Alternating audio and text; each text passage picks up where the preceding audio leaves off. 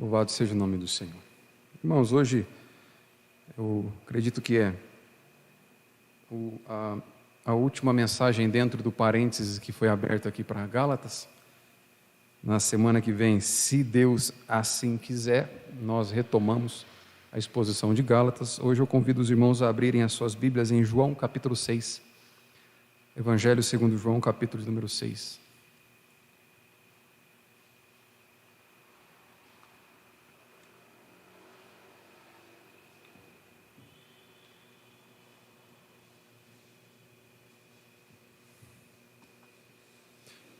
João capítulo 6, eu vou ler dos versos 16 a 21.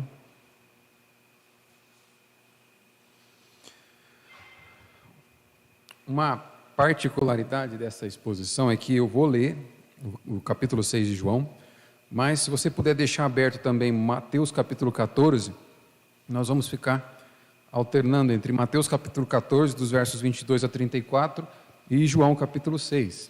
Essa mesma narrativa, ela foi apresentada pelos três evangelistas, Mateus, Marcos e João. E então nós vamos, como um desses evangelistas, eles narraram algumas particularidades diferentes que outro não narrou. Então, para pegar toda a passagem, para falar sobre o nosso Deus que está acima da tribulação, eu vou expor porções dos três evangelhos aqui. Então vamos ler João capítulo 6, verso 16 ao 21, e já deixa a tua Bíblia aberta aí, ou tua Bíblia ligada no capítulo 14 de Mateus também. Estamos juntos? Acompanhe atentamente, porque é a palavra do Senhor. João 6, 16. Ao descambar o dia, os seus discípulos desceram para o mar, e tomando um barco, passaram para o outro lado, rumo a Cafarnaum. Já se fazia escuro, e Jesus ainda não viera ter com eles. E o mar começava a empolar-se, agitado por vento rijo que soprava. Tendo navegado uns 25 a 30 estádios, eis que viram Jesus andando sobre o mar, aproximando-se do barco, e ficaram possuídos de temor. Mas Jesus lhes disse: sou eu, não temais. Então eles de bom grado o receberam, e logo o barco chegou ao seu destino. Até aqui, mantenha Mateus aberto também, a gente vai revisitando aí durante a exposição. Pai Santo, nós te agradecemos pela leitura da tua palavra e pedimos que o Senhor nos direcione por meio do teu Santo Espírito, para que tenhamos o nosso coração fortalecido em ti. O Senhor é conhecedor de cada um dos meus irmãos e aqueles que passaram e que estão passando por densas tempestades nesses dias. Tanto esses que estão aqui comigo, quanto aqueles que acompanham pela internet, o Senhor sabe todas as adversidades que eles provaram nesses dias, todas as tempestades pelas quais eles tiveram que passar. Mas a minha oração nessa noite é que, através da tua palavra, o Senhor nos mostre, o Senhor se revele a nós como o Deus que tem cuidado de nós, como o Deus que está acima de qualquer dificuldade que nós podemos enfrentar nessa vida. Tu és o nosso Deus. Pai Santo, que a sua palavra edifique o teu povo e seja para louvor e glória do teu santo nome. É na confiança do teu Espírito que eu oro, em nome de Jesus. Amém. Amém. Louvado seja Deus. Então, uma pergunta que é muito comum crentes e descrentes fazerem no momento do sofrimento: cadê Deus? No momento em que eu estou sofrendo, no momento em que eu estou passando por dificuldade, cadê aquele Deus que é o pastor das nossas vidas, que é o meu pastor e que está perto, não está longe, que está cuidando de mim? Então isso é uma pergunta comum, não só para crente, para descrentes também, não só para aqueles que estão ativamente alimentando sua fé através da palavra de Deus, mas principalmente para aqueles que não têm um relacionamento de proximidade com esse livro. Nos dias maus vai se fazer diferença entre os dois, o que fica de pé e o que cai, mas ambos fazem essa pergunta: onde está Deus quando estou sofrendo? Onde está Deus quando eu enfrento as dificuldades da minha vida? E falar da possibilidade do cristão sofrer em dias como hoje é um negócio complicado, porque ainda existe, está impregnado na teologia da igreja brasileira, um pensamento que foi plantado já há alguns anos, e uma mentira contada muitas vezes, ela acaba sendo encarada como verdade, não é assim? Então, há muitos anos veio plantada uma mentira no meio evangélico, de que se você tem fé, você não pode passar por dificuldade. Se a sua fé for verdadeira, você não pode enfrentar dificuldade, você tem que repreender a dificuldade. Você tem que amarrar a dificuldade, você tem que amarrar os demônios que trazem dificuldade. Mas e quando a dificuldade é trazida pelo próprio Deus, como é que você amarra? Como você repreende? Será que você pode chegar para o soberano e dizer, eu te repreendo em nome de Jesus? E aí, como é que fica? Pois há um tempo atrás eu ouvi a história de um pastor que ensinava esse tipo de teologia, ensinava que se você passa por dificuldade, por problema financeiro e por enfermidade, é porque a sua fé é deficiente, porque crente que tem fé não passa por problema, crente que tem fé de verdade não pode passar por problema, e esse pastor ensinava isso, até que a esposa dele foi acometida por um câncer terminal, e aí todas as pessoas começaram a olhar para ele e a se perguntar, e agora, como é que ele vai reagir a essa sua teologia? Será que ele vai continuar pregando, continuar ensinando que quem tem fé é deficiente, que quem tem verdadeira fé não fica doente? Agora a mulher dele está para morrer. E irmãos, por incrível que pareça, ele continuou crendo nessa teologia. Ele expôs a esposa dele diante da igreja dele, dizendo, ela só está sofrendo porque ela não crê de verdade. Pois é. Má teologias pode fazer da sua vida uma desgraça, seja você pastor ou membro de igreja. Esse ensinamento de pastores como esse, por exemplo, como que eles explicariam para nós a vida de Jó, de Paulo, de Jesus?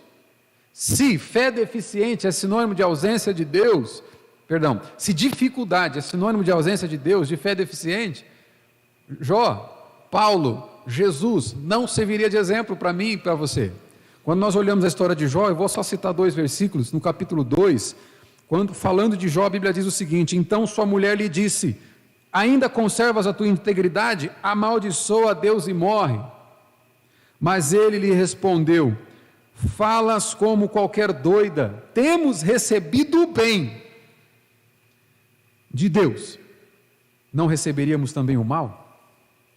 Em tudo isso não pecou Jó com os seus lábios. Jó aqui destrói a possibilidade de haver um dualismo. O que é isso?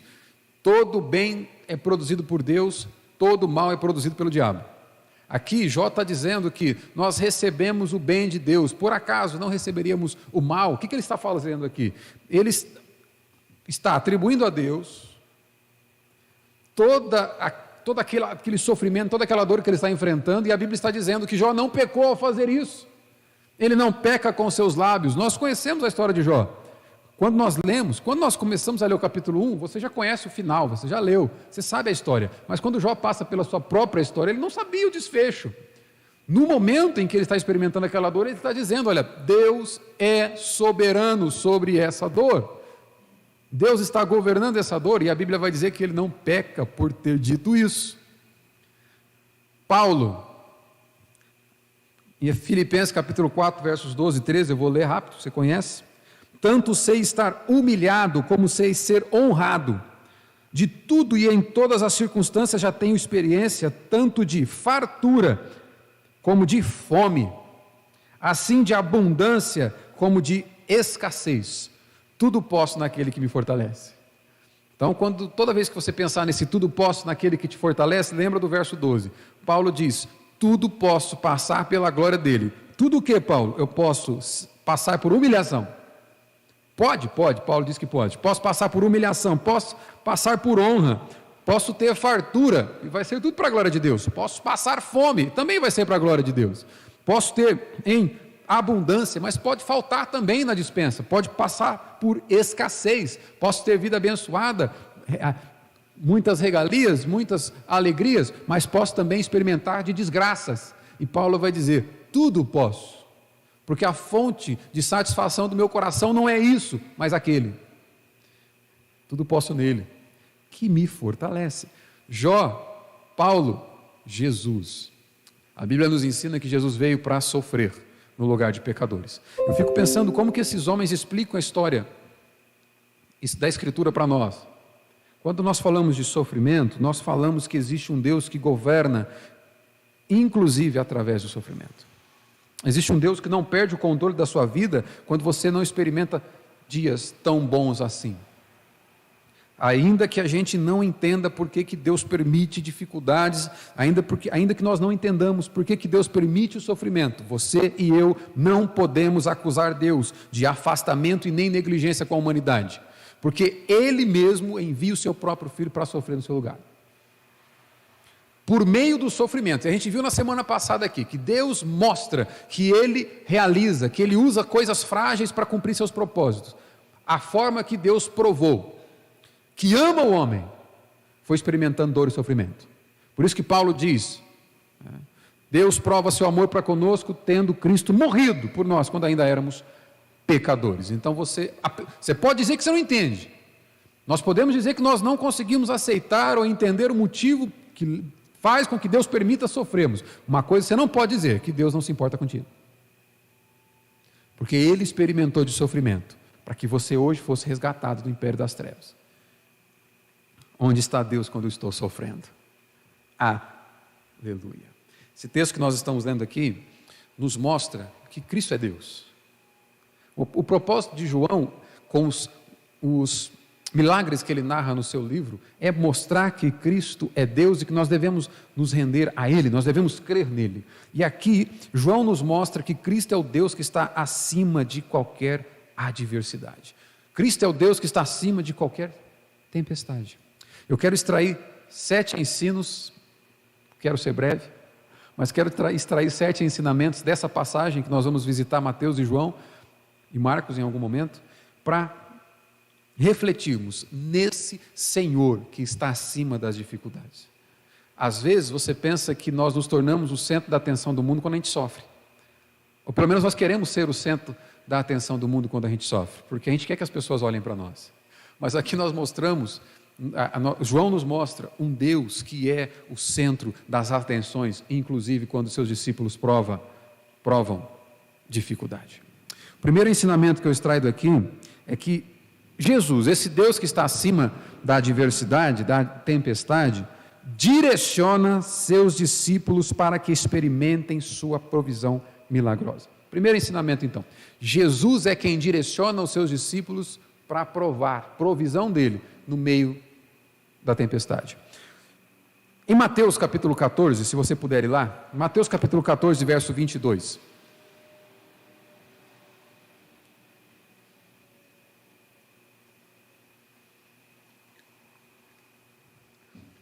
Primeiro ensinamento então com essa passagem, dentre os diversos que poderíamos tirar, é esse Deus que está acima da tempestade, o Senhor Jesus, é quem direciona os seus discípulos para experimentarem da sua provisão milagrosa. Olha o verso 22 do capítulo 14.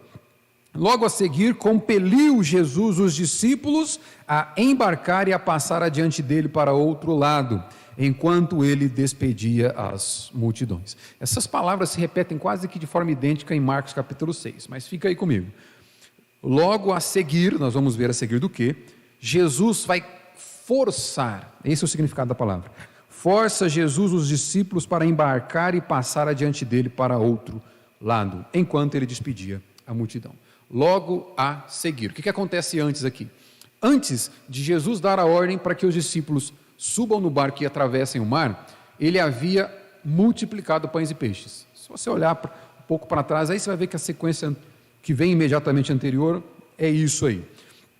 Jesus, após a experiência então de multiplicação de pães e peixes, aquela multidão intencionava tomar Jesus à força para fazer Jesus rei. Eles não haviam entendido ainda o significado de Jesus ser o Messias, o Salvador do seu povo. Eles acreditavam que Jesus era uma espécie de salvador militar, era uma espécie de salvador político. Então eles queriam se ver livre da sujeição que os romanos estavam reinando sobre eles, estavam submetendo eles a a sujeição. Então, o que eles acreditavam, aquela multidão, quando veem Jesus fazendo aqueles milagres, vão dizer: pronto, achamos o nosso Messias, achamos o nosso rei, Jesus é muito útil para nós. É de um líder assim que nós precisamos, que mata a nossa fome quando a gente tiver fome, que nos cura quando nós tivermos enfermidade e que nos liberta dos romanos. Nós precisamos de alguém assim. Então, perceba, até o incrédulo pode achar Jesus alguém muito útil, alguém que resolve seus problemas. E o que Jesus está fazendo aqui é forçando os seus discípulos a saírem do meio dessa multidão. A sequência do verso 22 diz justamente isso. Compeliu Jesus os discípulos, ele forçou os discípulos. Jesus dá uma ordem clara: subam nesse barco e atravessem o mar. Suma daqui.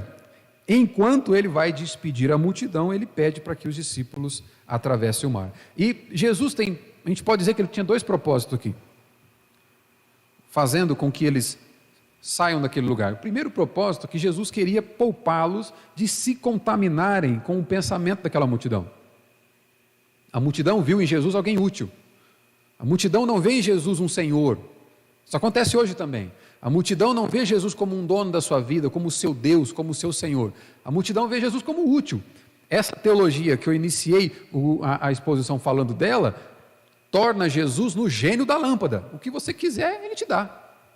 Então, a multidão não tem dificuldade de achar Jesus ou de seguir Jesus com esses propósitos. Enquanto está dando tudo certo, enquanto estou recebendo bênção atrás de bênção, bênção atrás de bênção, Jesus é o meu Senhor. Quando vem dificuldade, aí ele não serve para mim. Não, porque o Senhor que eu quero para mim é aquele que me supre nas minhas necessidades. Então essa multidão via Jesus como alguém que supria a necessidade. Jesus queria impedir que os seus discípulos fossem contaminados com esse pensamento. Então ele vai dizer: olha, suba nesse barco e saiam daqui. É uma ordem. Primeiro propósito: Jesus quer poupar os seus discípulos de se contaminarem com essa teologia da prosperidade. Jesus, eu não sou apenas útil para vocês, eu sou o Senhor de vocês. Eu sou o dono de vocês. Eu não sou um gênio da lâmpada que vai dar tudo que você quer quando você precisar. Eu sou o Senhor que diz: façam. Eu sou o Senhor que diz: vivam para mim, que a sua vida seja vivida em torno da minha vontade, não da sua. Isso é dizer que Jesus é Senhor. O primeiro motivo, então, foi Jesus tentando poupar os seus discípulos. O segundo motivo que Jesus tinha em forçá-los para eles irem para aquele barco, é justamente, Jesus está preparando algo para eles aqui. Jesus vai dar para aqueles homens, para aqueles discípulos, a oportunidade de experimentarem de uma provisão milagrosa. Será que Jesus não sabia que logo à frente teria uma tempestade? Será que Jesus não sabe que você está passando por dificuldade? Ou será que ele dormiu por algum instante? Vixe, agora já foi. Jesus força os seus discípulos: subam no barco e vão. Primeiro, poupá-los. Segundo, dar para eles a oportunidade de provarem de uma provisão milagrosa. Eles vão experimentar isso. Então, primeiro ensinamento que nós tiramos dessa passagem é: Jesus direciona toda a nossa vida. Jesus nos poupa do falso evangelho, Jesus nos poupa da falsa religião, nos atraindo para o ensino correto da sua palavra, e Jesus nos provisiona milagres, Jesus nos provisiona as experiências com eles, e para isso, se necessário for, te permite passar por dificuldade. Vamos ver um pouco mais sobre isso. O segundo ensinamento que a gente tira aqui é que esse Deus que está acima das adversidades, esse Senhor Jesus, ele é um intercessor. Você não está jogado ao acaso, fique em paz. Você tem um intercessor. Verso 23 do capítulo 14 de Mateus diz assim: e despedida as multidões, subiu ao monte a fim de orar sozinho. Jesus envia os seus discípulos para um grande desafio, mas Jesus nunca perdeu o controle da situação. A sua intercessão, ela vai zelar pelos discípulos. Veja só, o texto está dizendo, e Marcos vai repetir isso em Marcos 6,45, que depois de enviá-los para o mar, Jesus sobe para orar. Suba e vão, obedeça. E ele sobe para interceder. Esse Senhor que está acima da tempestade é um intercessor que zela pela vida dos seus discípulos através da sua oração. É possível que a gente vai ver mais à frente aqui, que enquanto os discípulos estavam enfrentando o alto mar, aquela tempestade, Jesus, que estava orando sozinho, os avistava. É isso que o texto, e João vai declarar isso. João vai dizer que enquanto eles estavam enfrentando a dificuldade, Jesus via aquela embarcação, enquanto orava. O que será que ocupava a oração de Jesus naquele instante? Jesus está intercedendo pelos seus discípulos, Jesus está cuidando dos seus discípulos. Nada nos impede de crer que aquela pequena embarcação enfrentando aquela tempestade é alvo dessa intercessão de Jesus, dessa oração, desse zelo que o pastor tem com as suas ovelhas. Detalhe, mesmo no meio da tempestade. Às vezes é fácil a gente entender que Jesus está cuidando de nós quando não tem tempestade, não é verdade? Olha, se não tiver tempestade, se não tiver dificuldade, se não tiver dor, se não tiver sofrimento, Deus está cuidando. Mas se tem tempestade, não sei não. Acho que esse pai é padrasto. Não. Mesmo no meio da tempestade, Jesus está intercedendo por aqueles discípulos. Só existe uma forma de você ser alvo da intercessão de Jesus. Se Jesus intercede pelos seus, de forma especial, de forma geral, Jesus intercede pela humanidade inteira. Se Jesus não quisesse, você não estaria vivo. Se Jesus não quisesse, nem mesmo aquele ateu mais praticante e militante contra Cristo estaria vivo. Todos estamos vivos porque Jesus quer. Agora, só existe uma forma de você ser alvo da intercessão especial de Jesus. Quem quer saber como? Sendo dele, pertencendo a ele. Essa é que é a questão aqui. Esse é o ponto. Em João capítulo 17, deixa que eu vou ler para você para a gente ganhar tempo, Jesus intercede pelos seus discípulos. E a intercessão de Jesus tem um alvo específico. Ele não intercede de forma especial pelo mundo inteiro. Ele não intercede de forma especial por toda a humanidade, por todos os homens, por todas as mulheres. Ele intercede pelos seus. João capítulo 17, verso 9, ele diz assim: é por eles que eu rogo, não rogo pelo mundo. Jesus está dizendo, eu rogo pelos discípulos, mas por aqueles que me destes, porque são teus. Ora, são de Jesus, porque o Pai deu para Jesus. Então Jesus intercede especificamente por eles. E no verso 20 Jesus diz assim: não rogo somente por esses discípulos aqui, mas também por aqueles que vierem a crer em mim por intermédio da sua palavra. Jesus intercede por todos aqueles que se tornaram dele, porque creram nesse livro. Então não há relação de pertencimento a Cristo se não houver confiança nesse livro, se não houver confiança na palavra de Cristo. Se você ouve a palavra dele e o segue, você é dele.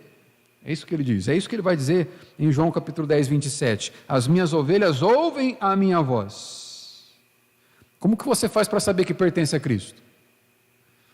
Como é que você faz para saber que é dele e, portanto, está sendo alvo da oração de Cristo? Irmão, imagina isso. Uma coisa é o pastor aqui, comedor de arroz e feijão, orar por você. Outra coisa é o pastor orar por você. O sumo pastor, o nosso pastor, o pastor das nossas almas, o nosso Senhor Jesus orar por você. Imagina esse Deus intercedendo por você. E a Bíblia diz que ele intercede por aqueles que são dele. Pastor, como é que eu faço para saber que eu sou de Jesus? Ele nos mostra. Quem ouve as minhas palavras são as minhas ovelhas. Irmão, se a palavra de Cristo não faz sentido para você, se os mandamentos de Cristo não fazem sentido para você, se conhecer a Jesus através da Escritura não faz sentido para você, eu preciso te dizer, não há qualquer evidência de que você é dele.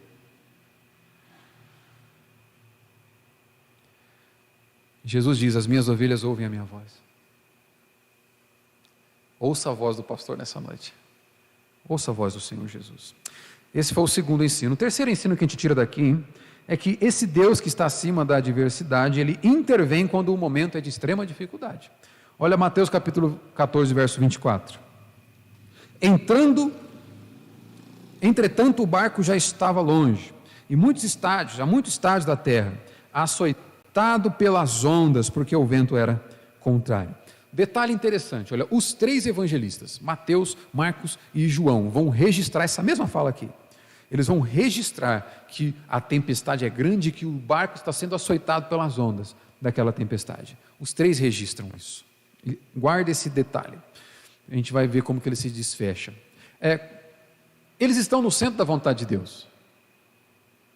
Jesus havia dado a ordem: vocês subam no barco e vão. E eles estão cumprindo a vontade de Jesus, eles estão fazendo aquilo que Jesus mandou. Mas olha que interessante, é fácil, quando a gente está no centro da vontade de Deus, é mais fácil a gente entender a ideia de bênção, não é verdade? Olha, se eu estou no centro da vontade de Deus, eu não vou passar por dificuldade. Se eu estou no centro da vontade de Deus, eu não vou sofrer. Se eu estou no centro da vontade, se eu estou ouvindo a voz de Jesus, e eu pertenço a Ele, se eu estou seguindo a Cristo, eu não posso passar por tempestade. A gente consegue até aceitar a ideia de passar por dor e sofrimento, se nós desobedecemos, não é? Deus está pesando a mão, você desobedeceu. Agora, e quando a gente obedece? E quando você ouve a voz de Cristo, segue a Cristo e faz o que Ele manda? É o que está acontecendo aqui. Jesus deu a ordem e eles obedeceram, e eles vão passar por tempestade. Jesus não deixou de cuidar quando você passa por tempestade. Isso aqui já nos dá um princípio claro para a gente aplicar aqui. Eu não devo obedecer a Deus apenas para ser liberto das dificuldades da vida. Isso não é uma obediência movida pelo amor, é uma obediência movida pelo interesse. Enquanto eu estou obedecendo, Deus está me livrando. Enquanto eu estou obedecendo, Deus está me livrando. Deus está me abençoando. Tudo vai bem porque eu estou obedecendo. Mas eu continuo obedecendo e de repente parece que a experiência não é tão boa assim. Eu experimento dor e sofrimento. A obediência continua. Nós não servimos a Deus para que tudo vá bem. Nós servimos a Deus porque faz todo sentido servir aquele que nos amou primeiro. Faz todo sentido amar aquele que se entregou por nós, aquele que nos amou através da morte da cruz, independentemente dos resultados. Com isso aqui, nós já temos o seguinte ensinamento: olha, se tudo vai bem, obedeça. É graça de Deus. Não porque você mereceu, mas é graça de Deus. Se tudo vai mal, obedeça, porque ainda é graça de Deus. O apóstolo Paulo, em Filipenses capítulo 1, vai dizer que a nós foi dado o favor, a graça, de não apenas crer em Jesus, mas de sofrer por Ele. Até sofrer por Jesus, a Bíblia nos ensina que é um favor que você e eu não merecemos, e Deus concede.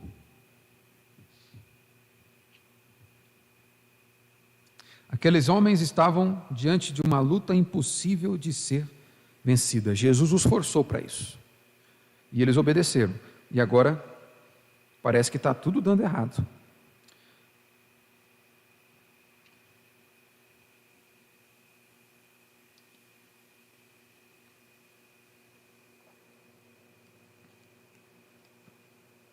Sabe o que a gente pode entender aqui, irmãos? A diferença entre um santo e um incrédulo, a diferença entre um justo e um ímpio, não são as circunstâncias da vida. A diferença entre um crente e um descrente não é vida boa para o crente e vida ruim para o descrente. Não é isso. Se você achava que por ser cristão, por ser de Jesus, ele tem a obrigação de impedir que você passe por qualquer dificuldade na terra, com esse texto eu quero te ensinar que não é bem assim. O que diferencia o povo de Deus daquele que rejeita Deus não são as circunstâncias, mas é o fundamento sobre o qual a gente edifica a nossa vida. Jesus conta uma parábola em que ele mostra que tanto um crente quanto um descrente constrói casas, constrói a sua habitação, e a tempestade vem sobre as duas casas. A mesma tempestade que alcança a casa do descrente, alcança a casa do crente. Mas o que faz com que a casa do descrente caia e a casa do crente continue de pé, não é a ausência de dificuldade. Veio tempestade para os dois.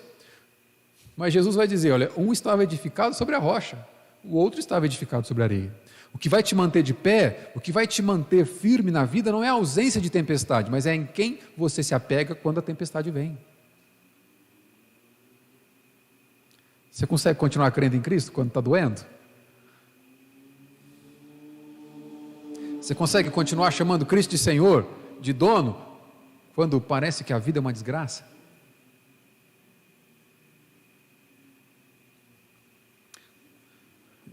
Vou cortar aqui para caber tudo dentro do nosso tempo. Quarto ensinamento que temos aqui: esse Deus que é acima da tempestade, parece que demora, mas Ele está no controle de tudo. Parece que Ele está demorando para vir no socorro, mas Ele está no controle de tudo. Em João agora, João capítulo 6, o verso 17b e 18, João vai dizer assim, João 6, 17: já se fazia escuro, e Jesus ainda não viera ter com eles, e o mar começava a empolar-se, agitado por vento rijo que soprava. Jesus ainda não viera ter com eles. Como reconhecer o amor de Cristo quando parece que Ele demora?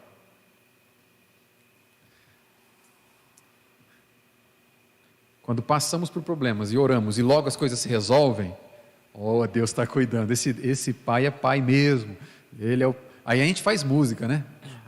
O amado da minha alma, louvado seja Deus, só em Ti confiarei. Um dia de tribulação e já me livrou, que bênção, Deus merece meu louvor. Eu vou na igreja domingo, vou adorar a Deus domingo, porque eu vou louvá-lo, porque Ele me livrou, não deu um dia de problema.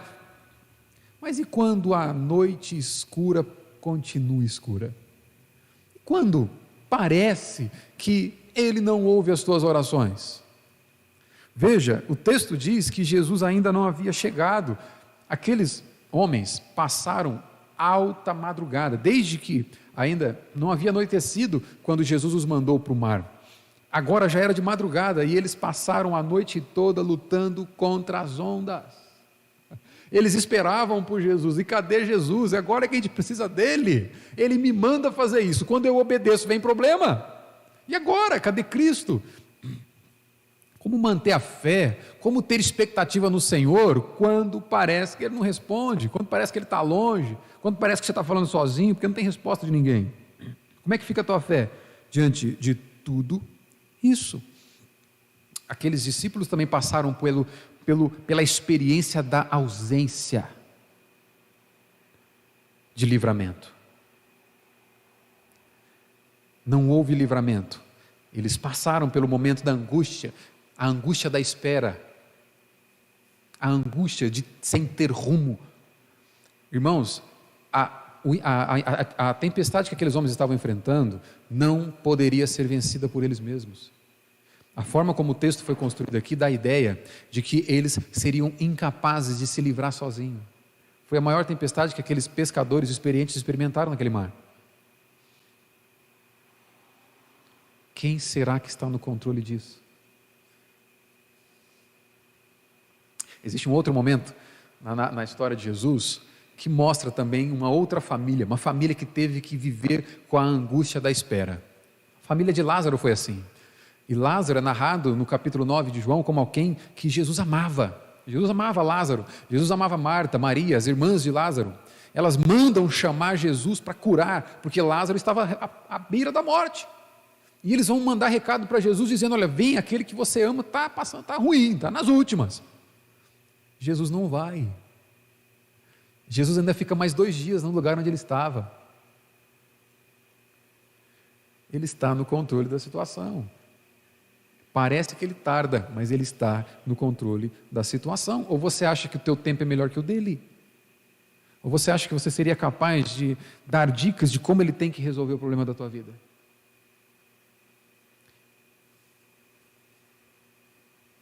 O texto diz: mas vendo-os em dificuldade, os olhos do Senhor estavam postos sobre aqueles homens. Jesus estava atento à situação deles. Irmãos, ainda que você experimente o tempo da angústia, da espera, ainda que a espera esteja presente de forma angustiante, a Bíblia diz: Ele está olhando. Está olhando. Jesus, na verdade, não estava longe nem indiferente ao drama dos seus discípulos. Ele estava no monte, olhando, orando, intercedendo por eles. Penúltimo ensinamento que eu tiro aqui. Jesus se mostra aqui como o Criador soberano. que está acima das leis naturais. Ele é o Criador e que determinou as leis de como as coisas têm que funcionar. E Ele se serve das leis. Ele pode alterar ela quando Ele quiser, porque Ele é o Criador. Olha, Mateus capítulo 14, verso 25, diz assim: na quarta vigília da noite, bem de tardezinha, foi Jesus ter com ele, andando por sobre o mar. Os três vão narrar essa experiência, esse fato aqui. Os três narraram que o barco estava sofrendo com as ondas. Agora os três estão narrando. Mas Jesus vem andando sobre as águas por eles. Olha só, os três estão fazendo questão de deixar claro de que o Senhor não estava alheio.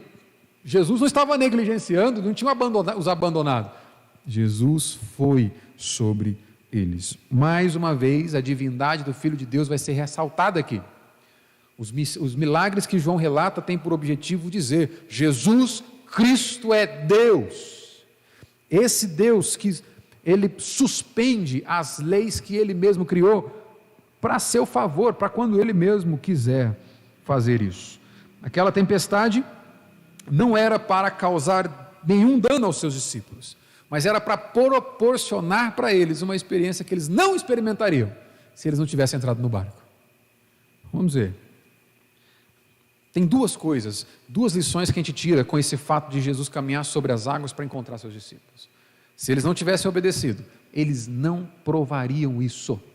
A primeira lição que a gente vê aqui é que, literalmente, as ondas que ameaçam aqueles homens estão debaixo dos pés de Jesus.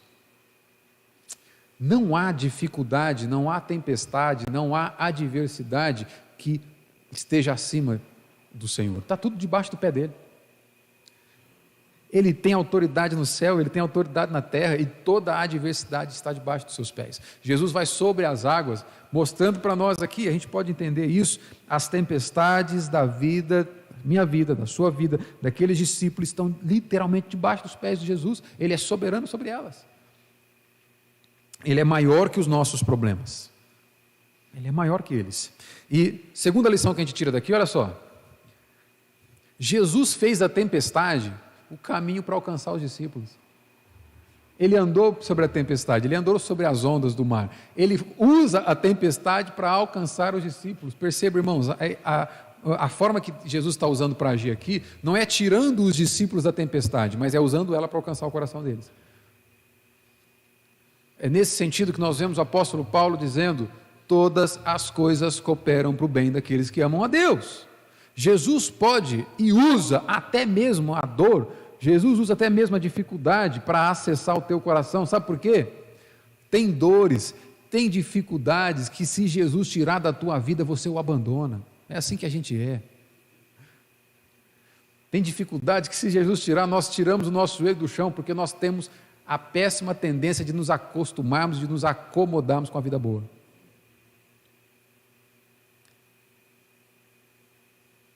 Jesus usa a tempestade para alcançar o coração do discípulo. E Jesus chama a ponto de permitir que dificuldades venham, para que você clame por Ele, para que você almeje por Ele.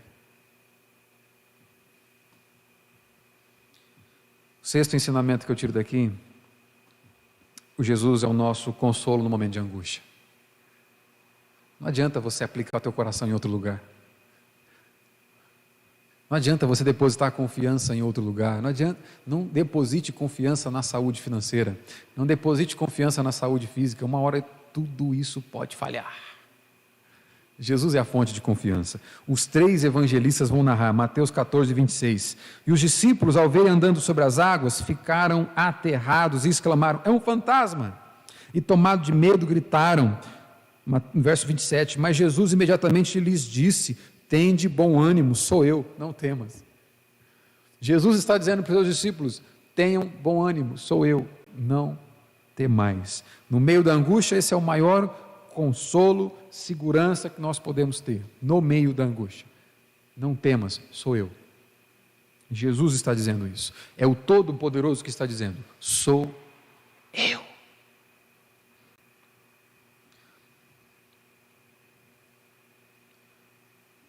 Assim é a paz que vem de Deus, irmãos. Mesmo no meio da adversidade, nele nós encontramos esse ânimo, o ânimo da sua voz que diz: eu estou contigo.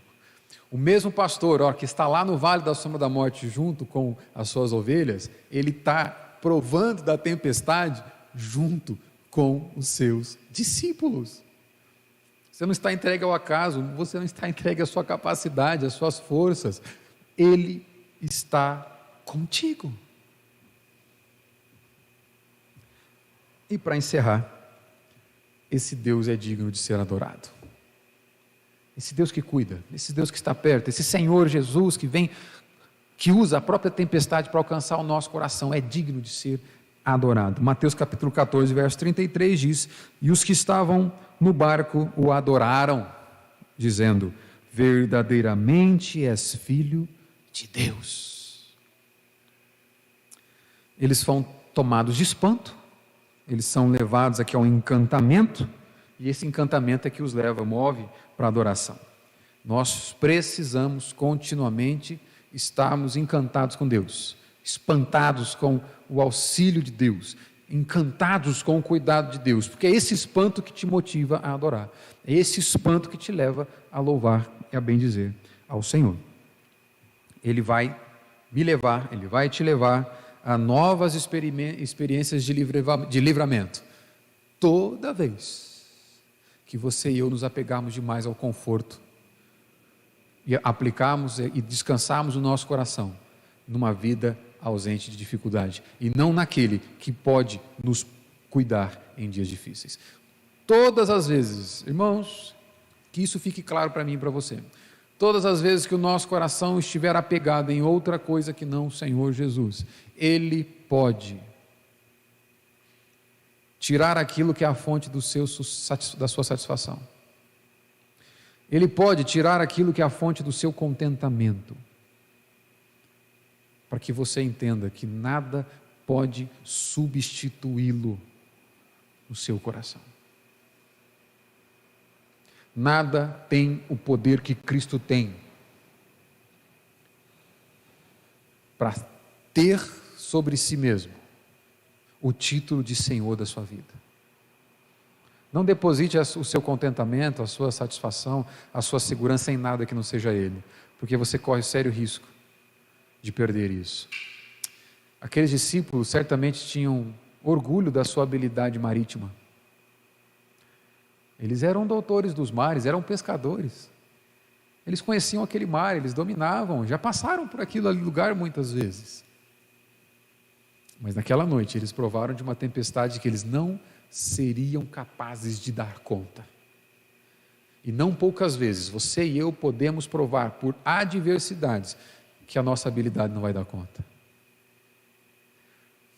que a nossa sabedoria não vai dar conta, para mostrar para mim, para mostrar para você que ainda existe um Deus que deve ser adorado, que deve ser louvado e que deve ser a fonte de toda a sua segurança. A Ele toda a honra, toda a glória, todo louvor. Em nome de Jesus. Vou te convidar a baixar tua cabeça, fechar teus olhos.